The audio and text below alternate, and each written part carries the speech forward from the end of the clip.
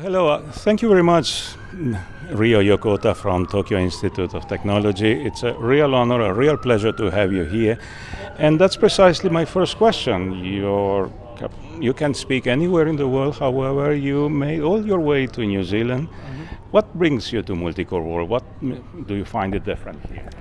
I think Multicore World is a place where a lot of people that I know who are excellent are gathered. It's quite rare that you find this kind of equality of speakers in one place.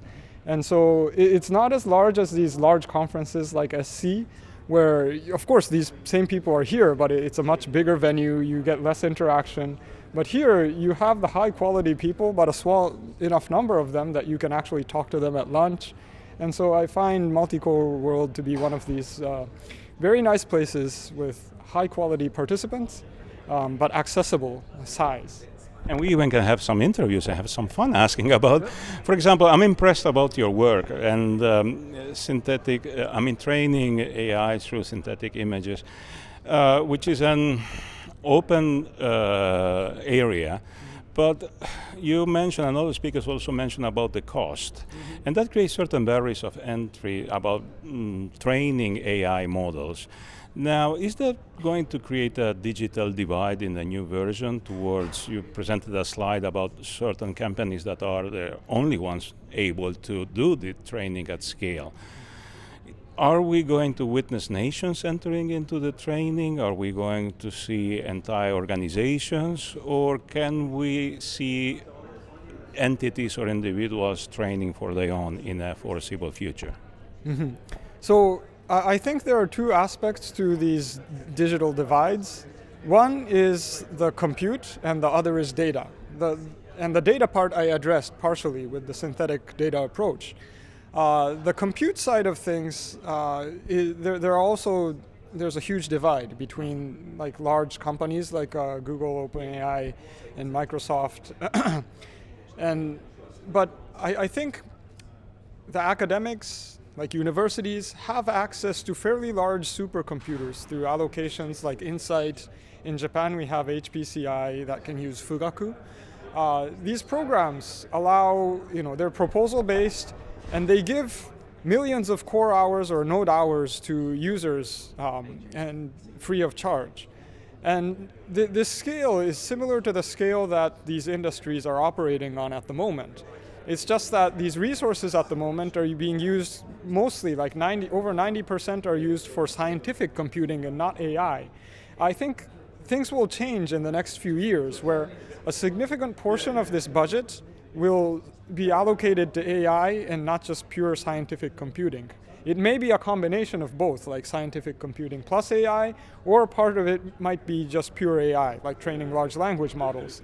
But I think it's in the interest of governments who operate these large allocations on supercomputers to shift a little bit of this balance from just pure physics to a little bit of AI.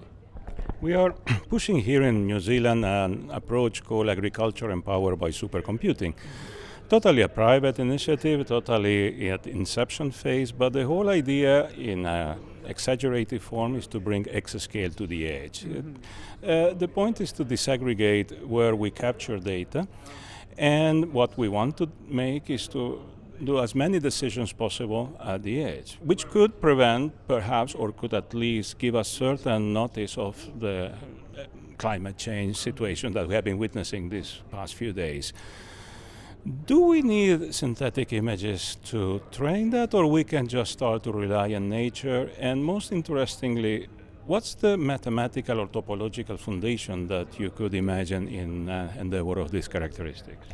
So I know I missed the panel on agriculture because of my delay.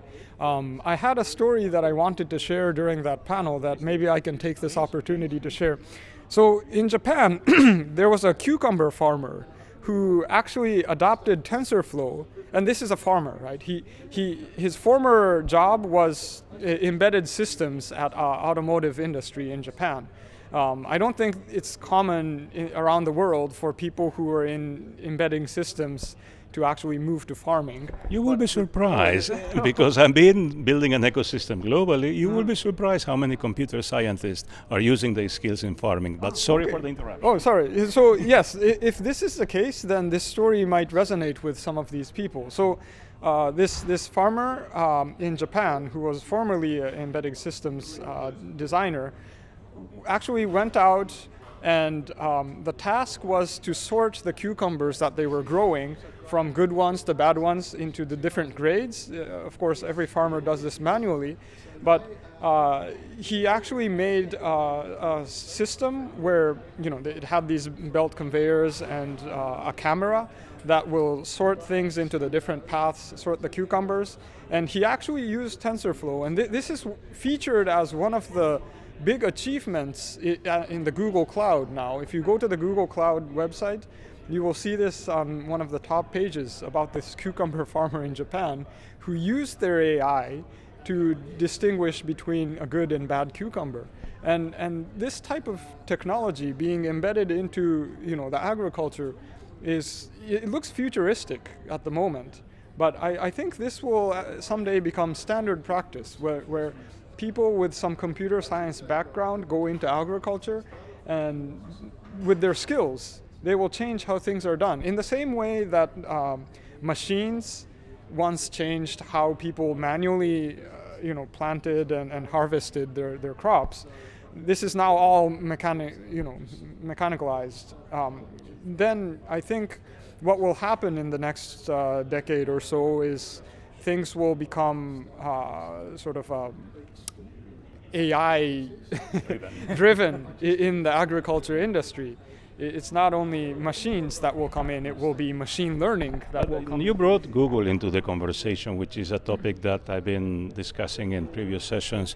Not sure if you are familiar with a project called Mineral.ai, which is from X, which is the moonshot factory of Google, and just came out of cells. And it's just 1 or 2 months old in the public, has been around for, 5-6 years. And it's not very clear for me, but apparently they use a monumental amount on AI to process, and they claim to already have 10% of agricultural data from the world in their databases or somewhere. Now, that's not impossible to imagine considering that is Google, but what sometimes worries me is that precisely who owns the platform? If your case about the cucumber farmer, it's using a lot of tools on top of other platforms, which my open question is, who actually owns his business?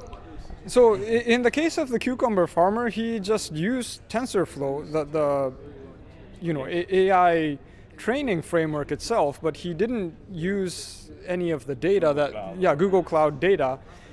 He just made use of the computational resources and the basic framework for training. He actually used his own data set. So I think, of course, there are different levels of how Google can contribute to this sort of AI agriculture industry.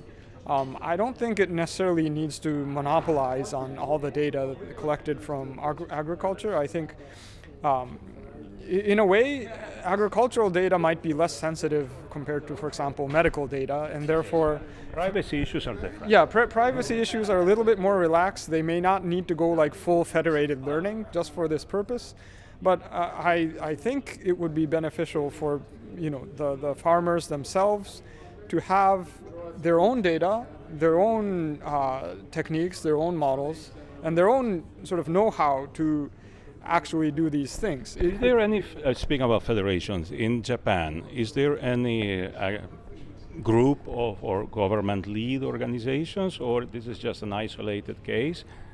Have you been through Fugaku or other institutions collaborating? So there is the agricultural department in Japan has some initiatives, AI initiatives that some of my colleagues have participated in. It's of a similar nature where you use AI to train, for example, the fishing industry in Japan uses a lot of their sensor data to predict like migration of fish and the seasonal shifting of what kind of fish are available in which region. There's also industry some efforts in AI with respect to sort of herding cows. Yes. I've heard of like sensors being attached to them and sort of monitoring their movement. Because these are areas that here in New Zealand we will be interested in collaboration, and I will be in touch with you in coming weeks or months, and I will really like to invite you to come back to Multicore World again. Thank you very much. Yeah, thank you, and thank you for inviting me to Multicore World. Thank you.